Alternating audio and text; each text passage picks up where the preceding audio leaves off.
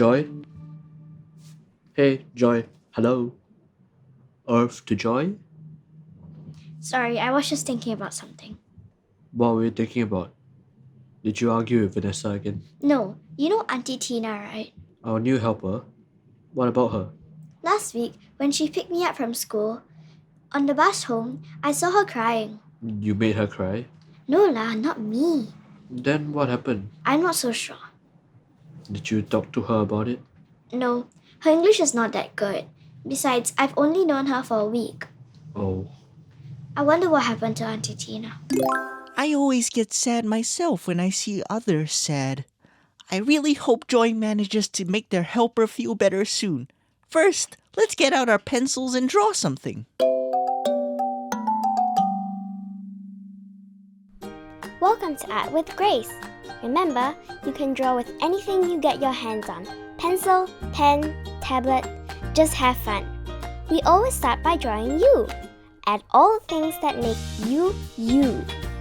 Let's start by drawing all these people around you whom you know are living far, far away from their countries and friends. They might not even have any new friends in your country. That's pretty lonely. Now, let's draw how Jesus teaches us to love everyone, especially those who need your kindness and compassion. Next, we draw you talking to someone like that. Even your friendship could be that one thing she needs right now. You can even share an ice cream with her. Yum! Wasn't that great? Now let's check in with Joy and Jerry and see if they managed to help their helper. Maybe she misses home. That's why she was crying. That's possible. She's so far away from her family. Right? I can't imagine moving away from you guys for so long. Should I do something? You want to be comforted if you are having a hard time, right? Just be a friend to her. But I just met her. So awkward. Isn't that how friendships begin? But her English isn't really that good. Just try. You don't have to speak the same language to be there for somebody. But it would be easier to make friends if she did. Definitely. But when we love others and want to be there for them, it shouldn't be about what's easy for us, right? Hi, children. Warm wishes and greetings to all of you and to your parents. You know what? This coming Sunday, September 25th, we're going to celebrate the World Day of Migrants and Refugees. Now, why we call this day as World Day of Migrants and Refugees? Means that we don't treat them as workers. We treat them equally as brothers and sisters.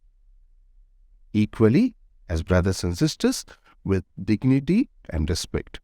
So the word migrant means that they leave their home country and they come and serve in another country for the progress, development of their particular country. So the migrants who are in Singapore are here to support us, to make things easier for us, and more importantly, they work harder for the development and good of our country, Singapore. St. Alphonsus was on his way to a hill country called Scala in Italy. There he found the poor shepherds who had been totally abandoned and neglected by the church. What did he do? He reached out to them. He took the church to them. He not only taught them catechism, said mass for them, but more importantly, he worked hard for their livelihood. He made sure that they come up in life. And this is his famous saying. He said, Christ sends us to the abandoned, and the abandoned sends us back to Christ. A beautiful meaning. Who are these abandoned people? The abandoned people are the wounded, people who are broken, namely migrants and refugees. These are the people we are called to look into, to show our gratitude, to show our love, to show our affection, who have worked hard and sacrificed themselves for the growth of our country. The Bible teaches us that that God created us in His image and likeness with equal dignity and love. With equal dignity and love. The world might divide us into different categories depending on our social and economic status, but God doesn't see us in that way. He sees us as His beloved children with equal dignity and respect. But here's a story about Leo Tolstoy. A famous writer who was on his way, he saw a beggar. So reaching out to his pocket, he wanted to give some money to the beggar. Then he found that his pocket was empty. What did he do? He told the beggar, "I'm sorry, my brother, I don't have money to give you." The beggar replied, "You have given me more than I asked for. You call me brother." The heart of the story tells us is that we need to see the heart of the person, that this person need to be respected and should be given equality. And that is what we are called to do. We as the church, as the people of God, are called to show that respect and dignity to our migrant brothers and sisters. And that's what Christ calls us. If we are really the children of God, we are called to show that love and affection to our migrant brothers and sisters, who are not only here to help us, but also they are here to sacrifice themselves so that their families back at home can have a better life.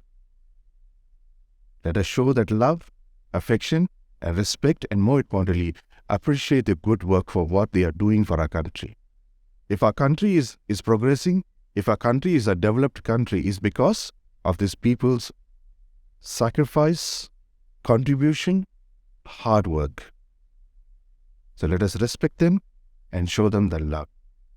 And that's the reason the church celebrates September 25th, the coming Sunday, as the World Day of Migrants and Refugees. To show them that you are part of us, you also need to be respected with equal dignity. What do you think Jesus would do in this situation? I don't know, I'm not Jesus. Yeah, He doesn't love you just because it's easy, right? Yeah, sometimes I can be difficult too. All of us do, but He loves us even when it gets hard. So, even if it's difficult, I should try to reach out to Auntie? Yes, Jesus has shown you what to do, and I believe in you too. You know how they say that food is everyone's language and the way to the heart? Yes? I'll make a cup of hot chocolate for Auntie when she's less busy and I'll invite her to talk to me. That sounds great. I'll join you too. Okay, but bring your own cup of hot chocolate, okay? Bye-bye. Wait, but aren't you already making 2 cups? Just make 1 more. Joy! With the love of God, what's lost is found. Those with no one else around, be the one that brings them to His light. Love your neighbor, everyone, if it's tough or if it's fun. Loving one another is always what is right.